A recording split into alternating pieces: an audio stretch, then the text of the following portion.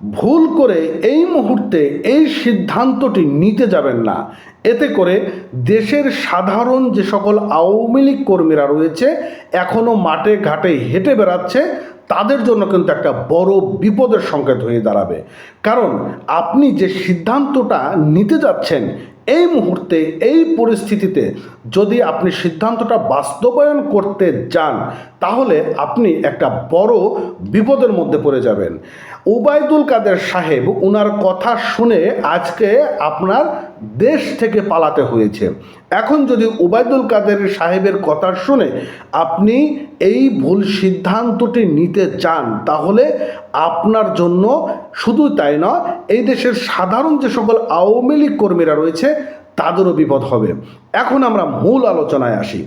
যদি শেখ হাসিনা বাংলাদেশে ফিরে আসে, তাহলে কাদের কাদের সমস্যা হতে পারে? শেখ হাসিনা সিদ্ধান্ত নিয়েছেন যে তিনি দেশে ফিরবেন এবং হুট করেই দেশে ফিরবেন। আদৌ কি সম্ভব হুট করে শেখ হাসিনার এই দেশে ফিরে আসা? আমার কাছে তো মনে হচ্ছে যে আদৌ এটি সম্ভব নয়। তবে কিছুটা সম্ভাবনা শেখ হাসিনার জন্য রয়েছে, কারণ তিনি যেটা বলেছেন সেটা করেছেন। তবে একটা কথা আজকে আমি বলে রাখি, যদি হুট করে এই মুহূর্তে শেখ হাসিনা নির্বাচনের আগে মুহূর্তে চলে আসে, তাহলে মনে রাখবেন যে দেশে একটি গৃহযুদ্ধের দিকে রূপ ধারণ করবে।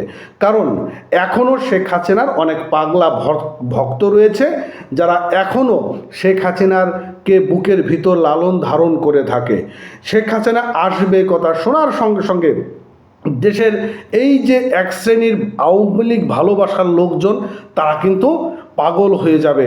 মাঝখান দিয়ে অন্যান্য যে সকল রাজনৈতিক দলের নেতাকর্মীরা রয়েছেন, তারাও কিন্তু এই সকল আওয়ামী লীগ নেতাকর্মীদের উপর মরিয়া হয়ে উঠবে এবং তারাও কিন্তু এই সকল বিএনপি, জামাত, এনসিপি যেটাই বলেন না কেন, তাদের পরও মরিয়া হয়ে উঠবে। তো যাই হোক, এই যে ওবায়দুল কাদের সাহেব, তিনি কিন্তু এখন একের পর এক মুখ খোলা শুরু করেছেন। তিনি যতদিন মুখ খোলেননি ততদিন বেশ শান্ত ছিল, কিন্তু তিনি ইতিমধ্যে মুখ খোলা শুরু করেছেন। একটি আনন্দবাজার পত্রিকা একটা সাক্ষাৎ দিয়েছেন। সেই সাক্ষাৎকারে ওবায়দুল কাদের সাহেব কি বলেছেন শেখ হাসিনার দেশে ফেরা নিয়ে, সেটি আজকে আমরা এই ভিডিওর মাধ্যমে জানার চেষ্টা করব, তাই ভিডিওটি কন্টিনিউ করবেন। বন্ধুরা, দীর্ঘ আন্দোলনের পথ পেরিয়ে ক্ষমতার বদলের পরও এখনও প্রধানমন্ত্রী কে হবেন, এই প্রশ্নের ধোঁয়া রয়ে গিয়েছে।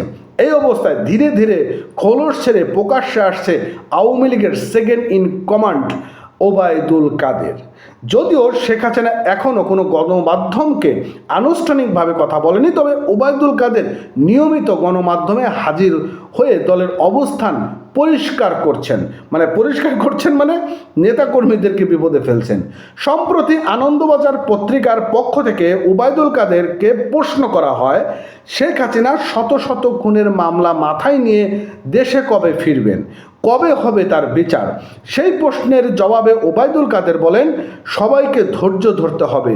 তিনি প্রতিদিন দেশের নেতাকর্মীদের সঙ্গে যোগাযোগ রাখছেন, অনুপ্রেরণা দিচ্ছেন।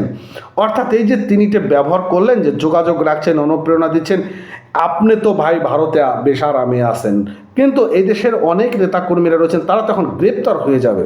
যে শেখ হাসিনার সঙ্গে মনে হয় এর আলাপ হয়, ওর আলাপ হয়। তিনি আরও জানান যে ঈদের দিন বিকালেও শেখ হাসিনার সঙ্গে তার কথা হয়েছে, আল্লাহর রহমতে তিনি সুস্থ আছেন বললেন ওবায়দুল কাদের। তিনি আরও যোগ করেন যে আমার বিরুদ্ধে মার্ডার কেস করা হয়েছে, ওয়ারেন্ট ইস্যু করা হয়েছে, তবে দেশ এবং দলের প্রতি আমার আস্থা অটুট। শেখ হাসিনা দেশে ফেরার বিষয়ে ওবায়দুল কাদের বলেন, আগেও বলেছেন দেশে তিনি ফিরবেন। যারা তার বিরুদ্ধে ষড়যন্ত্র করছেন তাদের শাস্তি হবে, তবে কবে ফিরবেন সেটা এখনও বলা যাচ্ছে না। সব কিছু নির্ভর করছে দেশের রাজনৈতিক পরিস্থিতি, জনগণের মনোভাব এবং আন্তর্জাতিক প্রেক্ষাপটের উপর। বিষয়টা আমরা পরিষ্কার। তো এখন এই যে শেখ হাসিনা তিনি দেশে ফিরবেন নাকি ফিরবেন না, সেটি যতটা ফ্যাক্ট না, ফ্যাক্ট হচ্ছে যত সময় এগোচ্ছে ততই প্রতিশোধের নেশা আওয়ামী লীগের শেখ হাসিনা, ওবায়দুল কাদের সহ অনেক নেতাকর্মীদের মস্তিষ্কের মধ্যে কিন্তু কিলবিল করছে। তবে একটা কথা, সেটা হচ্ছিল আওয়ামী লীগ কিন্তু প্রতিশোধ পরায়ণ একটা দল। যেভাবেই হোক, আজ হোক, 10 বছর পর হোক, ঠিক আওয়ামী লীগ কিন্তু প্রতিশোধ নেয়। এটা কিন্তু ইতিহাস বলছে। আমার বলা নয়। তো যাই হোক, শেখ হাসিনা যদি এই মুহূর্তে দেশে আসে তাহলে দেশের মধ্যে কিন্তু একটা গৃহযুদ্ধ লাগার সম্ভাবনা থাকবে। ভালো থাকেন, সুস্থ থাকেন। নতুন হলে চ্যানেলটি সাবস্ক্রাইব করবেন, পেজটি ফলো দিয়ে সঙ্গে থাকবেন। ধন্যবাদ।